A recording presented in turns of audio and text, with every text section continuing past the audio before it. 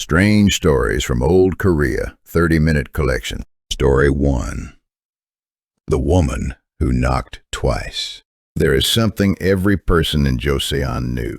If someone knocks on your door after midnight, do not answer on the first knock. Wait. If they knock again, it is a person. If they do not, it was never a person at all. This was not superstition. It was not a story told to frighten children. It was simply something that was known. The way you know not to step on ice that looks too bright. The way you know when a silence has changed quality and is no longer just silence. Everyone knew. Merchant Beck did not follow it because he had forgotten it entirely by the time it mattered. Beck was a practical man from Jeonju who had made a decent living moving cloth between towns. He was not superstitious. He had no patience for shamans or their warnings. He had been warned not to take the mountain road after dark. The village elder had taken him by the sleeve specifically. There were stories about the pass. Beck had listened politely and left at dusk anyway because he wanted to make the next town before the market closed.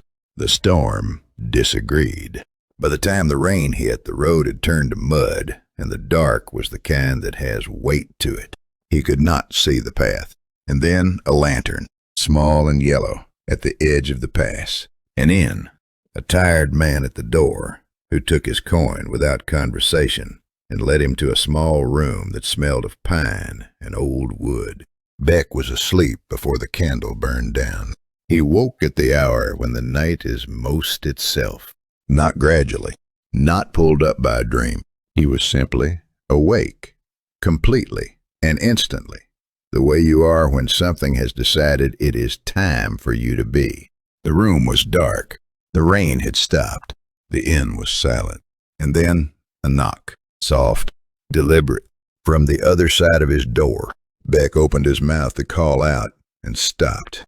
Something had surfaced from beneath his practical mind. The elder's voice, thin and specific. Do not answer on the first knock. Wait. He sat in the dark and did not speak and did not move. The silence after the knock was enormous. One breath. 5, 20, and then a second knock. He exhaled. A person, of course. He got up and opened the door. A woman stood in the corridor. She was young, or had the quality of youth. Her hanbok was white and soaked through. Her hair was loose and wet and clung to her face. She was looking at the floor. The rain had stopped hours ago. I am sorry to disturb you, she said. I have been walking since evening. I am cold.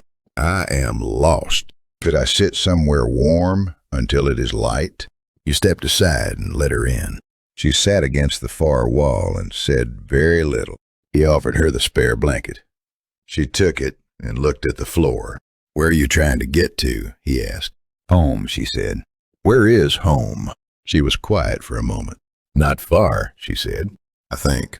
He lay back down. He was asleep within minutes. In the morning, she was gone. The blanket was folded. The space where she had sat was empty. No wet footprints on the floor. Beck went downstairs to settle his bill. The woman who came in late, he said. Did you see her leave? The innkeeper stopped what he was doing. What woman? He said. Young woman, white hanbok, soaking wet. Said she was lost. The old man looked at Beck with an expression he did not like at all. Sir, he said, there was no other guest last night. Only you. He paused. The woman who lived in the room beside yours died on that mountain pass 30 years ago. In a storm. She had been trying to find her way home. He paused again. People say she is still looking. Beck left the inn quickly. But the thing he thought about for the rest of his life was not the woman. It was the silence between the two knocks. That long, specific silence. He had assumed it was her, waiting. He was never entirely sure he was right. Story 2. The Fox Who Wept at Dawn. There is a particular kind of loneliness that belongs to the very long-lived. Humans know loneliness. The loneliness of an empty house, of being misunderstood. These are real and they are heavy, but they end. The loneliness of something that will outlive everyone it has ever known is a different thing entirely. It has no bottom. You cannot grieve your way through it because the grief simply refills. The fox had been alive for 300 years. She was tired in a way that sleep could not touch. Scholar Yoon was 24 years old and furious. He had failed his civil examinations for the third time. Not narrowly, thoroughly. He was walking home through the mountain forest because the main road felt too public for the size of his humiliation. He heard her before he saw her. The sound was soft and completely out of place. Not frightened crying, not desperate crying, but the exhausted crying of someone who had been at it long enough that it had become simply a thing the body did. Any person with sense would have walked on. Yoon left the path. She was sitting beneath a pine tree with her back against the bark. Her clothes were extraordinary, layered silk and deep colors, completely wrong for a forest at night. When she turned, Yoon felt the back of his neck go cold, in the specific way it does when the eyes looking at you are older than the face they are in. She was beautiful in the way that made him forget, briefly, that he was furious. "Why are you crying?" he asked. She looked at him for a long moment. "Because tomorrow I will not be able to," she said. He sat down. He did not know why. They talked until the sky began to change color. She was funny in the way of someone who had watched enough human folly to find it genuinely interesting. She asked about his examinations without sympathy, and when he explained his answers, told him exactly why 3 of them were wrong. She was right. He was annoyed, and then laughing. And then they were both laughing, and the forest was much less dark than it had been. "The 4th passage in the Classic of Rites," she said, when the laughter settled. "You have been misreading the 3rd character. Study it again. The old commentary, not the modern one. How could you possibly know that? Go home, Yoon." He turned and walked 3 steps and turned back. The forest was simply empty. No silk, no sound. The pine tree she had leaned against looked as if no one had touched it in years. He passed his examinations the following spring. The 4th passage, 3rd character. She had been right about all of it. He never told anyone the story. But every year on the anniversary, he left a small dish of rice wine at the base of the pine tree. He did this for 40 years. On the last night he ever made the climb, old and slow, he sat beside the tree for a while. The forest was quiet. But somewhere, not far, he thought he heard something. Soft, rhythmic, crying, or perhaps laughing. He could never tell with her which it was. Story 3. The Stranger Who Paid with Leaves. Innkeeper Choi had run the most prosperous inn on the southern road for 20 years. He had developed a sophisticated understanding of human desperation. A traveler caught in rain after dark would pay double. A family with sick children would pay triple. He had a pleasant face and a regretful voice, and had refined these tools across 2 decades. He was not a dishonest man, he told himself. He simply understood the market. The stranger arrived on an evening in late autumn, when the rain had been coming down since mid-morning. He was unremarkable in every way. Middle-aged, traveling alone, plain but well-made clothes, a worn hat that had been through several bad seasons. He stated the price he had heard at the last inn and asked if there was a room. Choi looked at him and doubled the price. "That seems quite high," the stranger said. "Autumn rates," Choi said pleasantly. The stranger said nothing for a moment. Then he paid, without argument.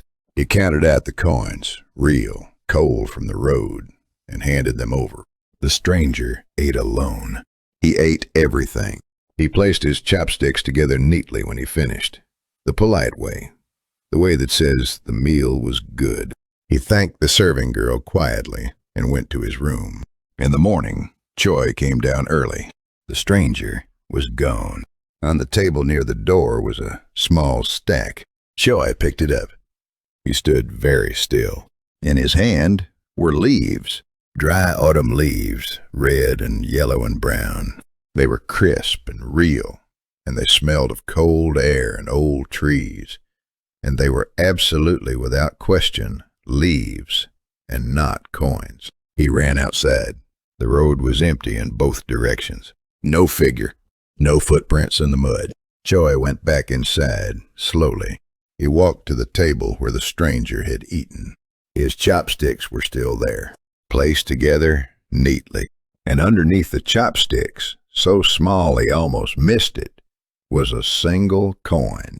Real silver, slightly warm to the touch, worth almost exactly the difference between what the stranger had paid and what a fair price would have been. Choi sat down at the table for a long time. He thought about what had sat across from him the previous evening. He thought about what it could have left instead of the coin.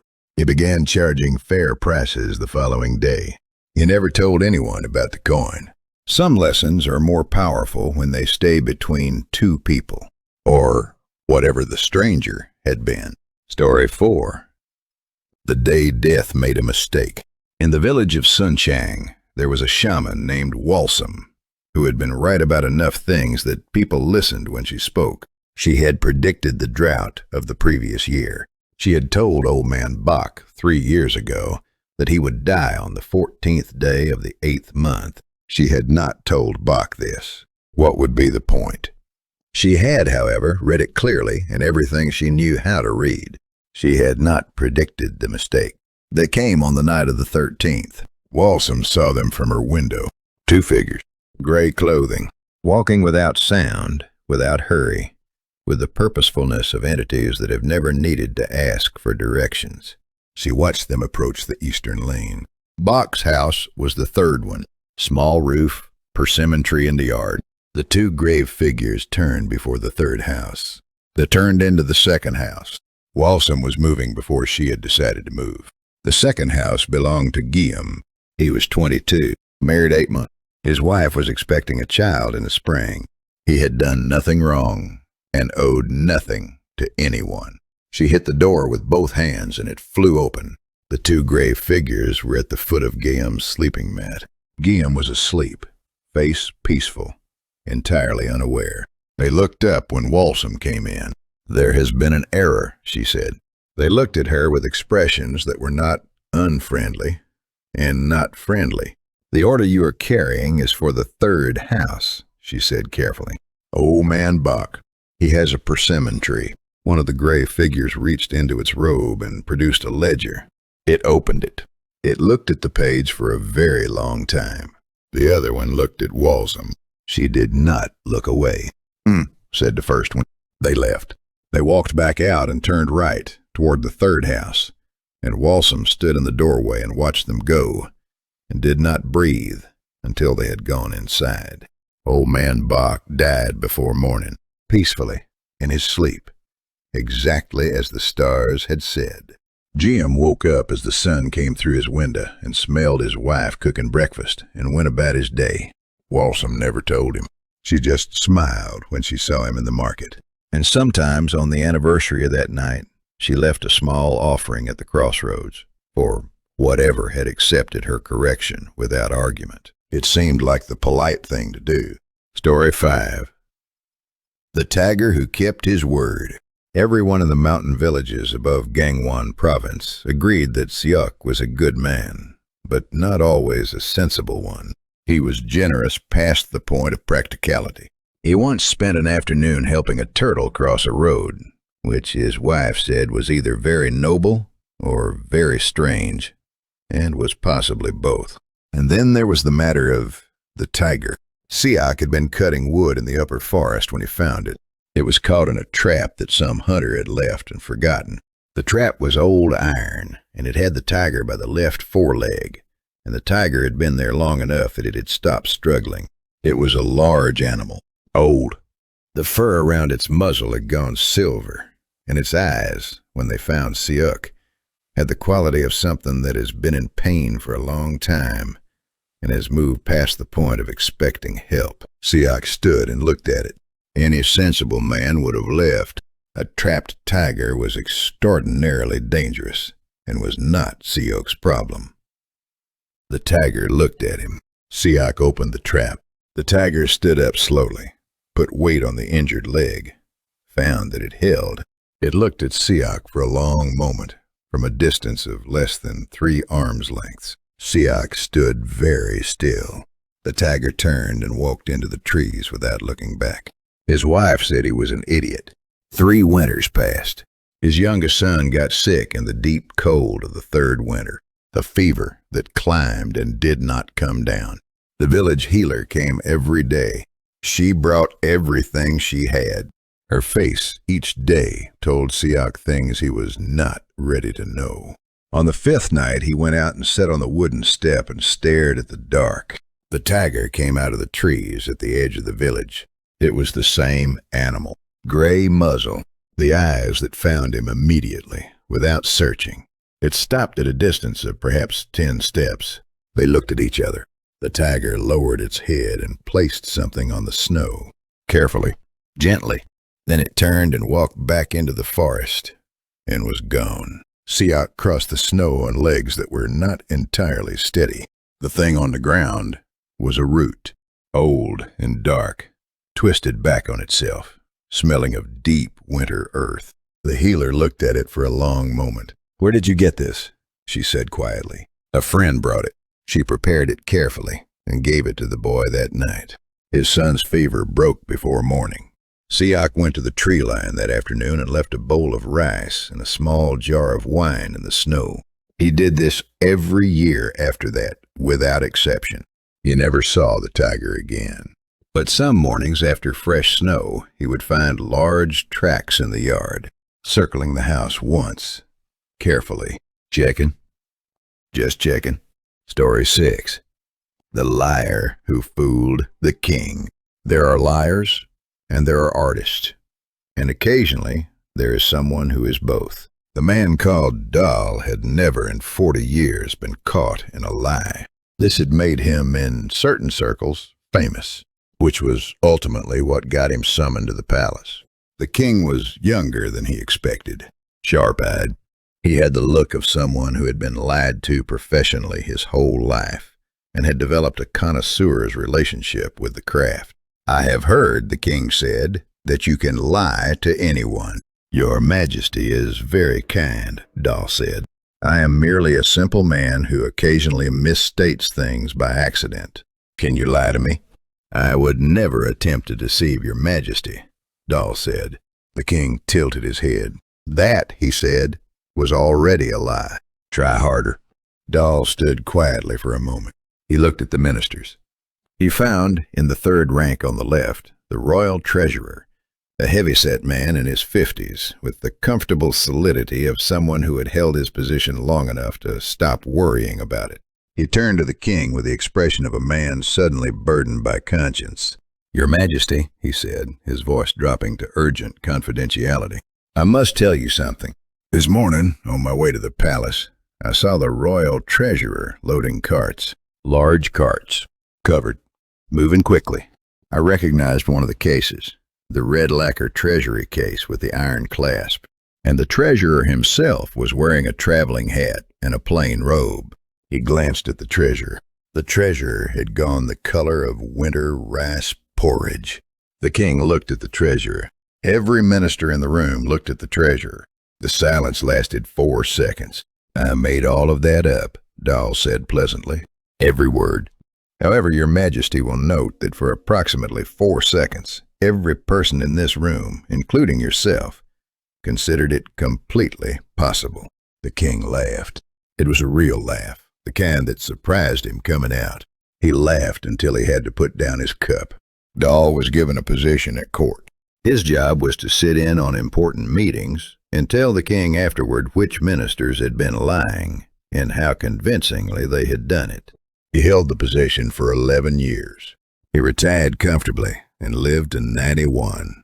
His greatest achievement, he always said, was the afternoon he made an entire palace believe, for 4 seconds, that the treasurer was stealing the kingdom.